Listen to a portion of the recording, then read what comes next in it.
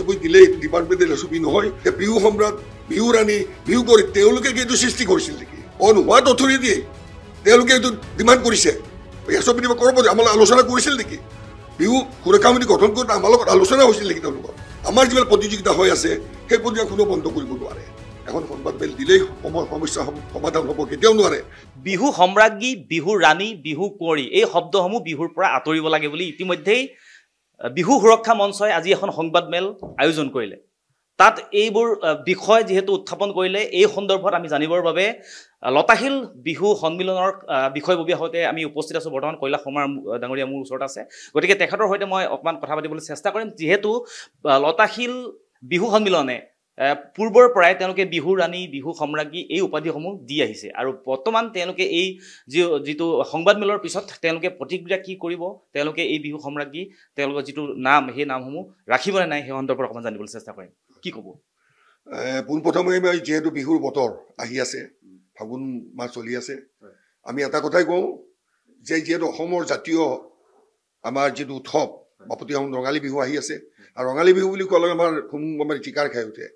তাহানি আহোম স্বৰ্গদেউসকলৰ দিনত ৰাজকীয় বিহু হৈছিল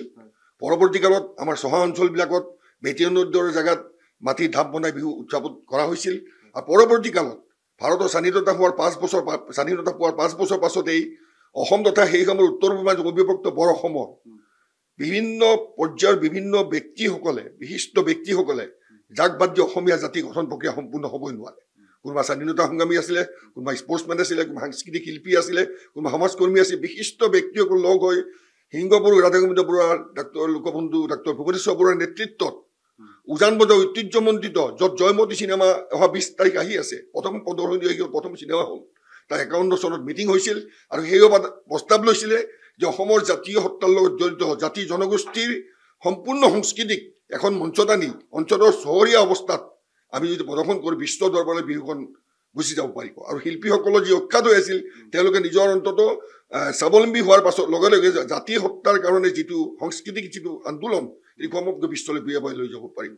এইটো উদ্দেশ্য লতাশিলত আৰম্ভ হৈছিল 1952 চনত সমগ্ৰ বিশ্বৰে প্ৰথমখন চহৰীয়া মহানগৰীয়া মঞ্চ বিহু আৰু এই মঞ্চ বিহুৰ নেতৃত্বত সিংহপুৰ ৰাধাগোবিন্দ বৰুৱা সাহিত্যাচাৰ্য অতুল চন্দ্ৰ হাজৰিকা নাট্যাচাৰ্য প্ৰবীণ ফুকন সিংহপুৰ আমাৰ লোকবন্ধু ডাক্তৰ ভুৱনেশ্বৰ বৰুৱা নাট্যকাৰ বোলছবি ক্ষীৰকান্ত বিষয়া বিশিষ্ট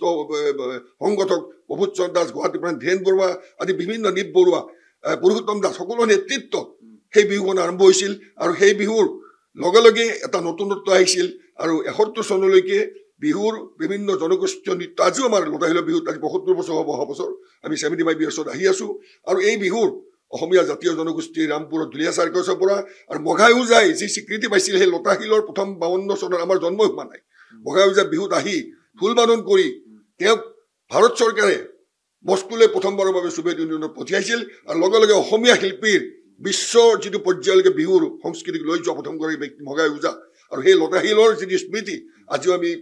মানি আহিছোঁ আৰু এই লতাশিলতে সৃষ্টি হৈছে 1971 চনত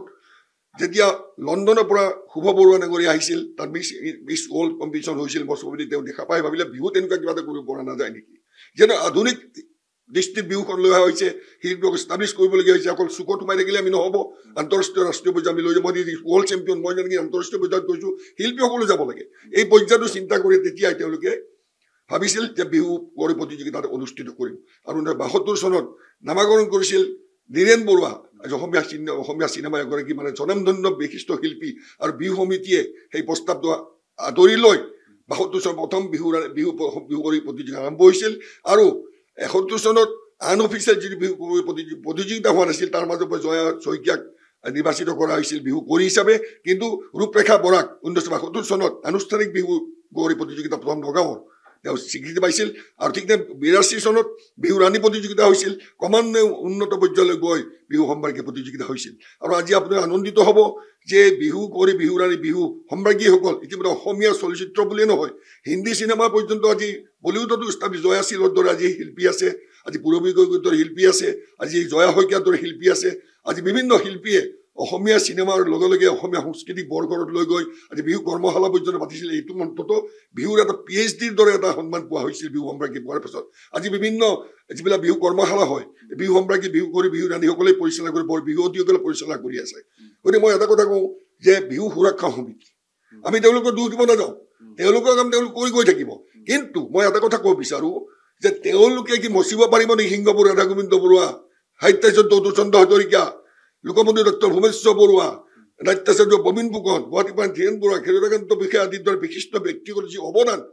য'ত আমি ইয়াতো জড়িত হৈ আছো তেওঁলোকে মচিব পাৰিব নেকি যে যেনেকে মহাত্মা গান্ধী আজি যদি আমাৰ চৰ্দাৰ বল্লভভাই পেটেল নেতাজী সুভাষ চন্দ্ৰ বোস আমি যদি ভাৰতৰত্ন গোপীনাথ বৰদলৈ ডক্টৰ ভূপেন হাজৰিকাৰ দৰে ভাৰতৰত্ন তেওঁলোকক নাম কি মচি দিব পাৰিব নেকি গতিকে মই এটা কথাই কওঁ যে যেনেকে প্ৰাচীন পৰ্যায়ৰ পৰা আধুনিক জগতত আমি আহিছো যেনেকে আজি আমি এটা ধুতি পাঞ্জাবী পিন্ধিছিলো আজি আমি লং পেণ্ট চাৰ্ট পিন্ধিছো সেইবুলি এইটো নহয় সাংস্কৃতিক পথাৰত আমি সাংস্কৃতিক হেৰিটো মানি চলিবই লাগিব কিন্তু আধুনিকটো আমি ল'ব লাগিব গতিকে এইটো তেওঁলোকে এছপি দিলে এইটো ডিপাৰ্টমেণ্টেল এছপি নহয় আৰু 2 নম্বৰ এতিয়া লতাশিলে হওক বা অন্যান্য বিহু সন্মিলনী যিবিলাক আছে অসমৰ বিভিন্ন সাৰ্বজনীন বিহু সন্মিলনী যিবিলাক আছে আমি এটা কথাই ক'ব বিচাৰো যে কিছুমান পইণ্ট আমি আমাৰ কাৰণে ঠিক আমিয়ে কোৱা কথা যে ৰাতি 12 বজালৈকে বিহু চলিব লাগে চৰকাৰৰ আমি এইটো বস্তুত আলোচনা কৰিছো ঠিক নাই চৰকাৰৰ পৰা আৰ্থিক সাহায্যও চৰকাৰে কৰিছে আমি চৰকাৰৰ মুখ্যমন্ত্ৰীক ধন্যবাদো জ্ঞাপন কৰিছো কিন্তু একে সময়তে আমি তেওঁলোকে যিটো কৈছে যে বিহু সম্ৰাট বিহু ৰাণী বিহু কৰি তেওঁলোকে কি এইটো সৃষ্টি কৰিছিল নেকি অন হোৱাট অথৰিটি তেওঁলোকে এইটো ডিমাণ্ড কৰিছে এছপি দিব কৰিব আমাৰ আলোচনা কৰিছিল নেকি বিহু সুৰক্ষা সমিতি গঠন কৰোঁতে আমাৰ লগত আলোচনা হৈছিল নেকি তেওঁলোকৰ আমাৰ লগত আলোচনা হোৱা নাই তেওঁলোকৰ জন্ম কিমান দিন হ'ল জন্ম হোৱা সুৰক্ষা সমিতি গতিকে মই অনুৰোধ কৰিছো কনফ্লিক্টত যাব নালাগে এটা জাতিয়ে আন্তঃৰাষ্ট্ৰীয় পৰ্যায়ত আজি স্পৰ্টছত লাভলীনা বৰগোহাঁইৰ বক্সিং ৱৰ্ল্ড চেম্পিয়ন আমি সৃষ্টি কৰিব পাৰিছো মই নিজেও strength লিফ্টিঙৰ world champion masters category আমি খেলি আছো তেওঁলোকে সৃষ্টি কৰক আমাৰ হাতেৰে 1000 প্লেয়াৰ উলিয়াইছো আমি 1000 সাংস্কৃতিক শিল্পী পৰ্যন্ত আমাৰ লতাশিলৰ পৰা সৃষ্টি হৈছে অসমৰ বিভিন্ন মঞ্চ বিহুৰ পৰা সৃষ্টি হৈছে গতিকে তেওঁলোকে এছপি দিয়াৰ অধিকাৰ পোৱাটো কেনেকে পালে কাক লৈ পালে কেনেকে পালে এইটো এটা বিচাৰ্য বিষয় আৰু 2 নম্বৰ আমাৰ যিবিলাক প্ৰতিযোগিতা হৈ আছে সেই প্ৰতিযোগিতা কোনো বন্ধ কৰিব নোৱাৰে আৰু এইটো আইনগতভাৱে প্ৰতিযোগিতা চলি আছে আমাৰ চলি থাকিব আৰু অন্যান্য বিহু তুলি এইবিলাক চলাব তেওঁলোকে বৰ বিহুৱতী হওক বা হুঁচৰি প্ৰতিযোগিতা বা বিহু ঢোল প্ৰতিযোগিতা এইবোৰ চলি থাকিব কোনো শক্তিয়ে অসমৰ জাতীয় উৎসৱ বিহুৰ মঞ্চৰ পৰা মই মঞ্চ বিহুৰ বাটকটীয়া অন্ততঃ চহৰীয়া মহানগৰৰ মঞ্চ বিহুৰ বাটকটীয়া লতাশিলৰ গুৱাহাটী বিহু সন্মিলনী ঐতিহ্যমতী গুৱাহাটী বিহু সন্মিলনী ক'ব বিচাৰো যে বিহু সুৰক্ষা সমিতিয়ে যিটো এছপি দিছে সেইটো আমাৰ লগত কোনো আমাৰ লগত জড়িতও নহয় তেওঁলোক আমি তেওঁলোকৰ মেম্বাৰো নহয় গতিকে এটা কথা আমি কওঁ যে গুৱাহাটী বিহু সন্মিলনীৰ আমি যিটো আমাৰ কৰ্তব্য আমি কৰি গৈ থাকিম আমাৰ যিসকলে জাতিৰ জনকসকলে আমাক যিটো দি থৈ গ'ল সেইটো আমি কৰি গৈ থাকিম আৰু আজিও আমি ৰামপুৰ দুলীয়া চাৰ্কাছে হওক আজি উজনি অসমৰ বিভিন্ন জেং বিহুৱে হওক আজি মিৰি মিচিং আমাৰ যিসকল বিভিন্ন ব্যক্তি আছে উজনি অসমৰ যিসকল আমাৰ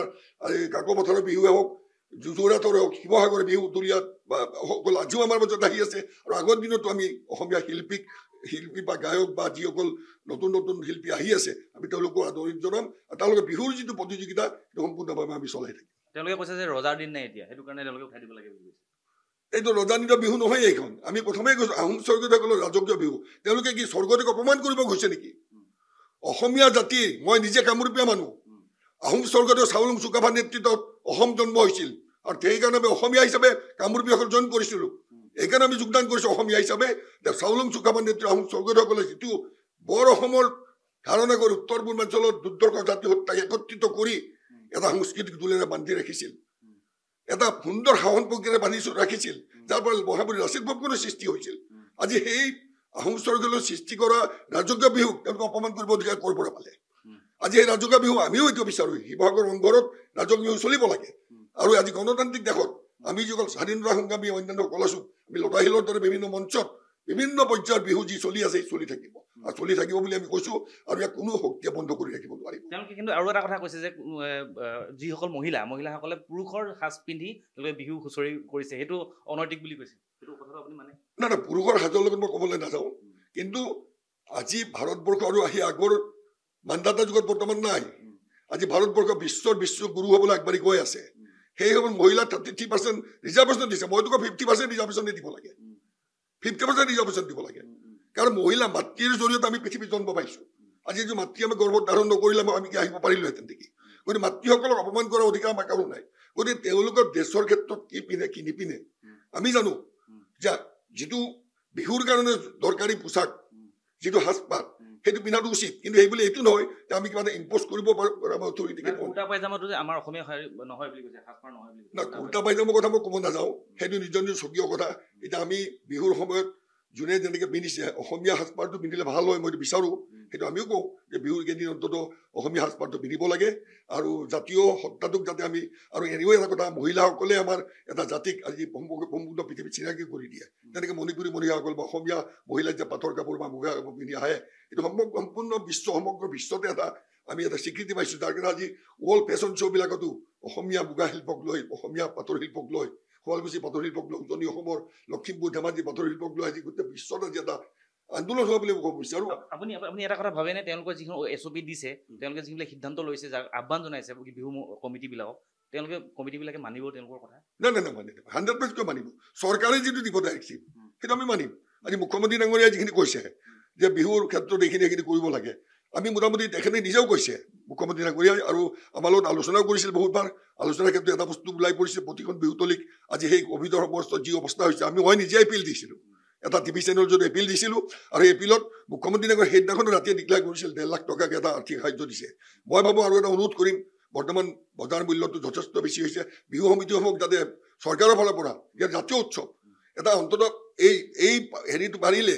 আৰ্থিক সাহায্যটো পাৰিলে অলপ বঢ়াই দিলে আৰু ভাল হয় বুলি মই আহ্বান জনাইছোঁ মুখ্যমন্ত্ৰী ডাঙৰীয়াক তেওঁলোকৰ এই কমিটিখনক লৈ আপোনাক ক'বলগীয়া আছে কিবা তেওঁলোকৰ ভেলু আছে কমিটিৰ ক্ষেত্ৰত আমি কয় গণতান্ত্ৰিক পদ্ধতি সকলোৱে কমিটি বনাব পাৰে কিন্তু গণতান্ত্ৰিক কমিটি বনাব পালে মই এতিয়া অসম ক্ৰীড়া সন্থাৰ লগত আছোঁ মই পাৱাৰ লিফ্টিঙৰ লগত আছোঁ মই যদি টাইকণ্ডৰ কথা ক'ব যে উচিত নহয় টাইকণ্ড সন্থাই তেওঁলোকে নিজা কাম কৰিব অসম ক্ৰীড়া সন্থাই নিজা কাম কৰিব বক্সিং সন্থাই নিজা কাম কৰিব মই যদি তেওঁলোকৰ সন্থাটোক মই কেতিয়াও অপমান কৰিব নাযাওঁ কাৰণ এইকাৰণে নাযাওঁ তেওঁলোকৰ গণতান্ত্ৰিক পদ্ধতিত তেওঁলোকৰ কমিটি এখন গঠন হৈছে সেই কমিটি তেওঁলোকে চলাই থাকক কেৱল এটাই কথা কৈছোঁ যে যিকোনো SOP দিয়াৰ আগতে অন্ততঃ অসমৰ এই প্ৰাচীন বিহুতলী বা বৰ্তমান নতুন বিহুতলী যিবিলাক আছে সকলো ক্ষেত্ৰত বহি আলোচনা কৰাটো উচিত এখন সংবাদমেল দিলেই সমস্যা সমাধান হ'ব কেতিয়াও নোৱাৰে কাৰণ মানুহৰ আৰ্থিক পেটৰ দায়ত বহুত শিল্পী আজি গাবলগীয়া হয় এনেকুৱা এটা অৱস্থাও আহিছে বহুত ডাঙৰ শিল্পীও আছে সেই সৰু যিবিলাক কাম কৰি থকা শিল্পী আছে তেওঁলোকে যাতে আকৌ ডাঙৰ শিল্পীবিলাক আগবাঢ়ি যাওক সেইকাৰণে মঞ্চখনৰ সৃষ্টি কৰা হৈছে তাৰে গাঁওবোৰ ৰক্ষাত অঞ্চলৰ পৰা আহি তেওঁলোক বিখ্যাত আৰু প্ৰখ্যাত হৈ পেলাই সমগ্ৰ বিশ্বত অসমীয়া সংস্কৃতিক আগুৱাই লৈ যাওক এয়া হৈছিলে কৈলাশ শৰ্মা ডাঙৰীয়া ইতিমধ্যে তেখেতে যথেষ্টখিনি কথা কৈছে বিহুৰ কমিটি যিখন বিহুৰ কমিটিক লৈ যি SOP জাৰি কৰিলে বিহু সুৰক্ষা মঞ্চই তেওঁক লৈ কিন্তু এই মতত তেওঁ একমত কেতিয়াও নহয় বুলি ইতিমধ্যে আমাক স্পষ্ট কৰিছে